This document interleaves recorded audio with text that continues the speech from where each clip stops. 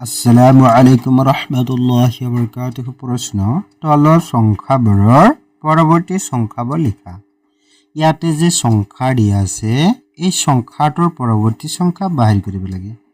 এতিয়া পৰৱৰ্তী সংখ্যা বুলি লিখিব যা যিকোনো এটা সংখ্যাৰ পিছৰ যে সংখ্যা আছে বা সংখ্যা ৰেখাত এই সংখ্যাটোৰ যে সোঁফালে সংখ্যা আছে এই সংখ্যাটোক কি বুলি কোৱা হ'ব?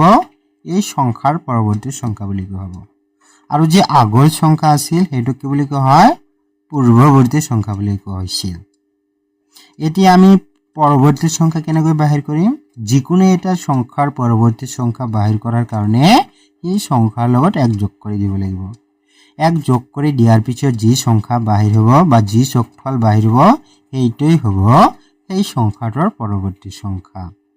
এতিয়া সংখ্যাটো কিমান দিয়া আছে আমি গুণি চাওঁ আহা। একক, দশক, শতক, হাজাৰ, অযুত, লাখ, নিযুত, কোটি। 9,70,60,251। ইয়াতে 9,70,60,251 পৰৱৰ্তী সংখ্যা হ'ল সংখ্যাটো লিখা হৈছে, তাৰ লগত এক যোগ কৰি দিয়া হৈছে। যোগ কৰি দিয়াৰ পিছত আমাৰ সংখ্যাটো কিমান আহিল? 9,70,60,252। যিহেতু ইয়াতে 51 আছিল ইয়াতে 52 হৈ গ'ল। ইয়াতে এই সংখ্যাটোৱে হ'ল পৰৱৰ্তী সংখ্যা। বিনামূল্য একক, দশক, শতক, হাজাৰ, অযুত, লাখ। 5,05,050। 5,05,050 পৰৱৰ্তী সংখ্যা হ'ল এই যে সংখ্যাৰ লগত এক যোগ কৰি দিয়া হৈছে। যোগ কৰি দিয়াৰ পিছত আমাৰ কিমান হ'ল? ইয়াতে 50 আছিল, 5,05,000 ইয়াতে 50 আছিল, ইয়াতে 51 হৈ গ'ল। এই পৰৱৰ্তী সংখ্যাটো বাহিৰ হৈ গ'ল। ইয়াতে কিমান দি আছে? একক, দশক, শতক, হাজাৰ, অযুত, লাখ। 7,89,649। 7,89,649 পৰৱৰ্তী সংখ্যাটো হ'ল সংখ্যাটো লিখা হৈছে, তাৰ লগত এক যোগ কৰি দিয়া হৈছে। যোগ কৰি দিয়াৰ পিছত সংখ্যাটো কিমান হ'ল? 7,89,650। ইয়াতে 49 আছিল, ইয়াতে 50 হৈ গ'ল।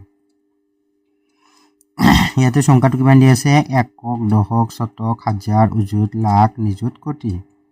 9,99,99,999। এতিয়া 9,99,99,999 পৰৱৰ্তী সংখ্যাটো হ'ল, তাৰ লগত এক যোগ কৰি দিলে কিমান হ'ব? ইয়াতে গুণি চাব লাগে। একক, দশক, শতক, হাজাৰ, অযুত, লাখ, নিযুত, কোটি, দশক। মানে 10 কোটি বাহিৰ হৈ গ'ল। 9,99,99,999 লগত এক যোগ কৰিলে কিমান হ'ব? 10 কোটি হয়। এই সংখ্যাটোই হ'ল এই সংখ্যাৰ পৰৱৰ্তী সংখ্যা। তাৰপিছত ইয়াতে কিমান দি আছে? একক, দশক, শতক, হাজাৰ, অযুত, লাখ, নিযুত, কোটি, 10 কোটি। ইয়াতে 10 কোটি দি আছে। এতিয়া 10 কোটিৰ পৰৱৰ্তী সংখ্যাটো কি হ'ব? 10 কোটিৰ লগত এক যোগ কৰি দিয়া হৈছে, তেনেহ'লে সংখ্যাটো কি বাহিৰ হ'ব? 10 কোটি 1। এই সংখ্যাটো হ'ল এই সংখ্যাৰ পৰৱৰ্তী সংখ্যা। এনেদৰে আমি যিকোনো সংখ্যাৰ পৰৱৰ্তী সংখ্যা বাহিৰ কৰিব পাৰোঁ।